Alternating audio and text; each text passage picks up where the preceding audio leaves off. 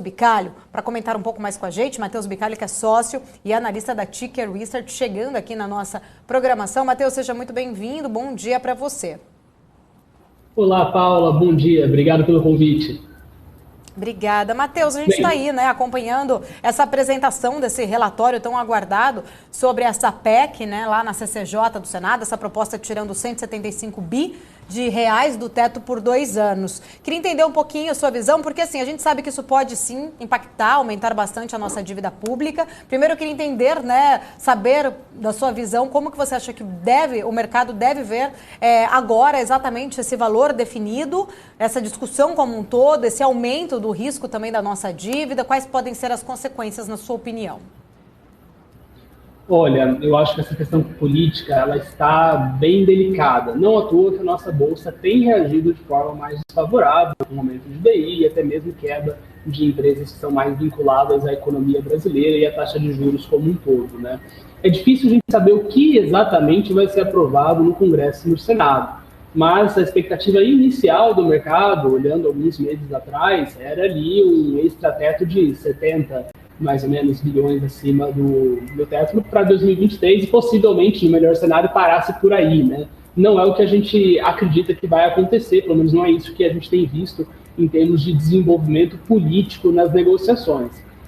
Em política em si foge um pouquinho do meu escopo, mas assim, me parece que parte disso está sim precificado no mercado, mas sendo aprovado um valor muito relevante, né, um valor muito acima da expectativa inicial, acima de 120, 130, talvez por 2 anos, 3 anos, difícil a gente saber até onde ou como que vão se desenvolver essas negociações. Eu acho que o mercado tem espaço, sim, para reagir negativamente.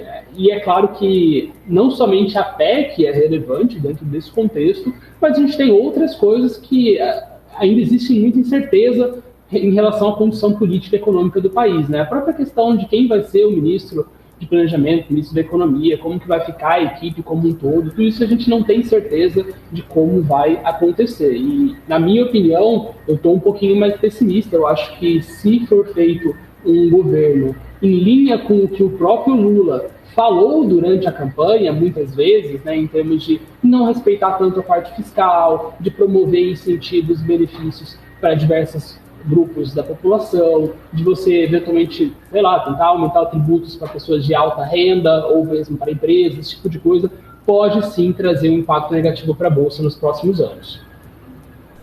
Inclusive, né, a gente vê exatamente que quem muitas vezes acaba até se saindo beneficiado com essa PEC são os rentistas, né? Porque aí a perspectiva realmente é de uma previsibilidade até inclusive maior por conta desses juros longos já, né, abrindo mais espaço aí diante desse risco fiscal. Enfim, o mercado, a renda variável acaba ficando muito impactada nesse sentido, né?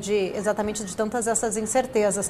Agora pegando, né, ainda falando um pouquinho mais só sobre essa questão, você acredita que essa possibilidade, né, desse aumento de dívida pública que a gente está vendo aí, até inclusive crescendo de uma forma mais acentuada já com essa definição? A gente ainda não tem a aprovação, é só a apresentação de um texto, mas isso abre sim, né, uma possibilidade de um aumento da nossa dívida pública. Você acha que com isso, esse aumento de juros principalmente, de repente a gente pode até voltar a ter aquelas revisões da nota do risco país? Se isso vier a acontecer, quais são os riscos, né, na verdade, quais seriam as consequências para o nosso mercado?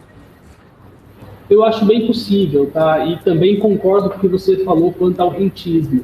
Muitas pessoas, principalmente pessoa comum, né, que às vezes não está tão vinculada ao mercado financeiro, ela não consegue compreender a correlação entre o gasto do país, a nossa dívida pública e, por exemplo, a inflação e a taxa de juros, né? Às vezes a pessoa não tem essa noção. E o que acontece é relativamente simples. Se a gente vê o nosso país gastando mais, naturalmente ele se torna mais endividado, porque a nossa receita não tem aumentado na mesma proporção. E o problema disso é bem simples. Pensa quando você vai emprestar dinheiro para um amigo seu. Você prefere emprestar dinheiro para aquele amigo que é super organizado, que tem todas as suas finanças pessoais em dia, ou prefere emprestar para aquele cara que você já conhece que tem fama de caloteiro?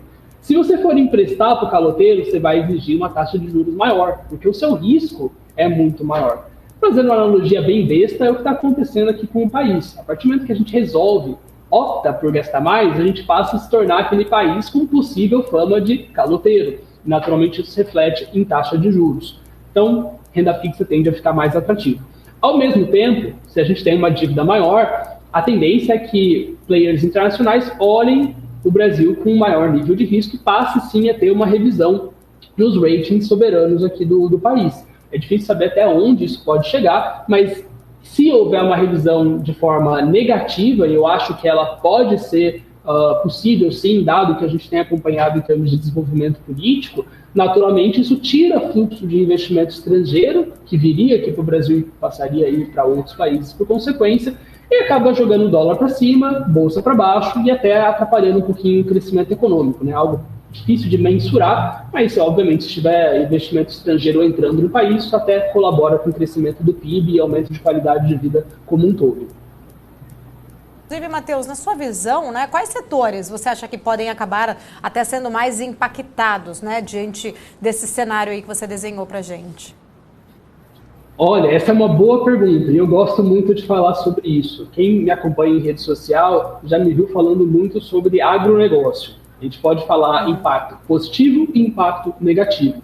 Particularmente, pensando como analista e como investidor, eu gosto bastante de posições vinculadas ao agronegócio nesse momento. Você também pode ir para commodities. Tem muita gente que tem defendido posição em commodities. O momento externo é favorável, né? Petróleo subiu, minério de ferro voltou a subir bastante nas últimas semanas e essas empresas têm performado bem.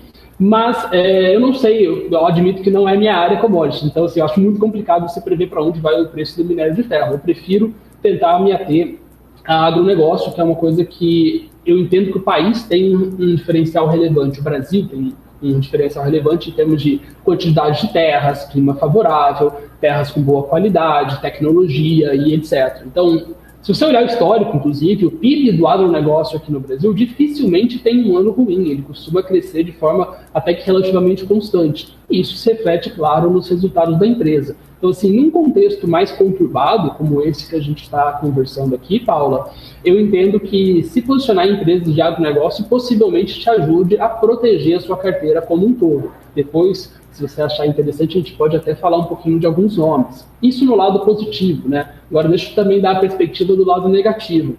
Eu acho que do lado negativo, o principal setor que vai ser afetado de forma negativa vai ser o varejo como um todo. E a gente já viu isso nas cotações, né? Até o convidado anterior estava falando, por exemplo, de espaço laser, que caiu 94% aproximadamente, né?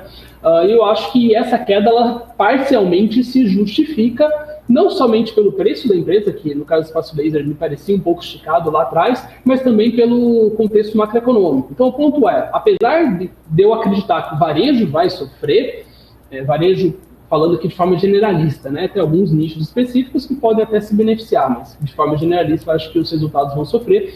Isso me parece que já está precificado também na Bolsa. Não quer dizer que eu teria posição em varejo, Magazine Luiza e outros ativos desse tipo de setor, mas eu tomaria cuidado, eu pensaria duas vezes antes de alocar em empresas de varejo. Tá certo. Matheus, só para a gente finalizar, ainda pegando um pouco mais, né, da sua visão em relação a empresas, queria até aproveitar e fazer uma pergunta que estava aqui no nosso chat sobre Banco Inter, né? Queria entender um pouquinho da sua visão em relação à Inter, não sei se você acompanha de perto aí. O último resultado, né? O banco saiu do lucro, acabou registrando prejuízo, o cenário de juros alto, você acredita que pode ter pesado para a empresa, né? Já que a gente está falando também em juros, perspectivas aí de alguns setores que são muito impactados, já aproveito essa pergunta aqui do nosso telespectador sobre Inter e trazer aqui para você a sua visão e também os desafios que você enxerga aí para o setor como um todo.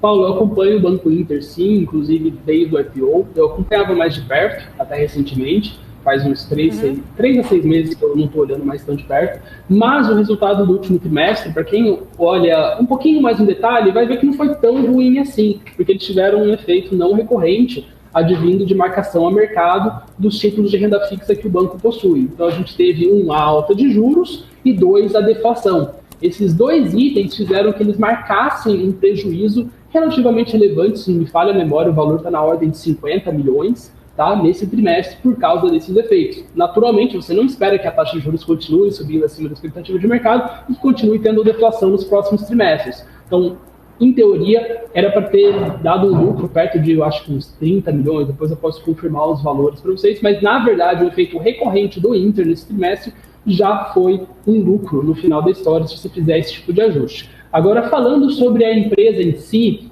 eu gosto bastante do Inter como empresa, eu acho que pro consumidor ele é excelente, a qualidade do produto, do serviço que ele oferece é muito boa, mas tudo na bolsa tem um preço, né? Por mais que a experiência do usuário seja boa, você tem que avaliar também sobre a ótica do investidor. E, historicamente, o Inter tem conseguido crescer bastante em termos de receita e base de usuário, mas a gente não vê isso se replicando em termos de lucro. E aqui que mora o perigo. Né? O Inter já fez promessas alguns anos atrás de que, olha, X anos à frente a gente vai ser lucrativo. E não necessariamente essas promessas se confirmaram, não todas. Boa parte do que foi prometido foi entregue, mas em termos de rentabilidade, de retorno sobre o patrimônio, de fato, o Inter tem deixado a desejar. Dentro desse contexto, eu entendo que não sei se vale a pena uma exposição muito grande no Inter, ou mesmo se vale a pena a exposição, eu tenho uma opinião mais neutra nesse momento. A gestão ela tem ficado bem confiante quanto à entrega dos próximos anos, então eles têm falado, inclusive eu falei com eles semana passada, que a expansão para os Estados Unidos está indo muito bem e que aqui no Brasil eles querem mirar um ROI parecido com o ROI de bancão, Itaú, Santander e similares, num horizonte de 5 anos. Se eles conseguirem entregar isso, ou que seja algo perto disso, me parece que as ações estariam baratas. E aí vai um pouquinho da convicção de cada investidor para confiar e acreditar que isso é possível, que eles conseguem entregar esse nível de retorno ou não.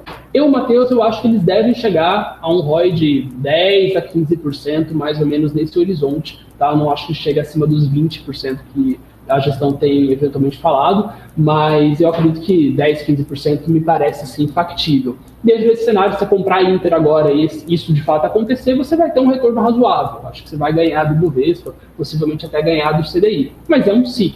Né? Agora, o que eu tenho recomendado aqui, inclusive para os meus assinantes dentro da Ticker? Eu entendo que dá para a gente ficar aguardando. O cenário não é muito favorável. Mesmo que o Inter vá conseguir entregar esse resultado, a gente possivelmente vai conseguir um momento que a entrega disso vai ficar mais clara, então já começa a haver um certo reflexo e melhora nos números, e ao mesmo tempo eu acho que a ação não vai andar no curto prazo. Não somente por causa dos números em si do curto prazo do Inter, mas por todo o cenário macroeconômico que a gente está conversando. Né? Apesar de banco ter essa característica de que funciona muito bem, que opera muito bem em todos os cenários, você pega o histórico Itaú, Bradesco, Santander, juros para cima, juros para baixo, eles conseguem entregar lucro, o Inter não é bem assim ainda. Então, eu não vejo ele performando tão bem no curto prazo. Dessa forma, a gente tem mantido uma exposição mais neutra aqui para o ativo, mas eu gosto. Eu acho que aquela ação que você vai acompanhando, se ela ficar muito mais barata, tipo, se cair mais uns 20%, 30%, vai ficar abaixo do valor patrimonial, acho que talvez já até esteja, preciso confirmar, mas dependendo do valor patrimonial que ela negocie, talvez faça sentido uma exposição pequena. E se o negócio começar a melhorar, se eles mostrarem de fato ganho de margem, ganho de rentabilidade, aí eu acho que talvez comece a valer a pena algum tipo de exposição no ativo. Certo, Matheus, quero agradecer, obrigada pelo seu tempo, pela sua disponibilidade, por compartilhar aqui seu conhecimento com a gente. Até uma próxima. Eu que agradeço, Paula. Até mais. Até mais, tchau, tchau.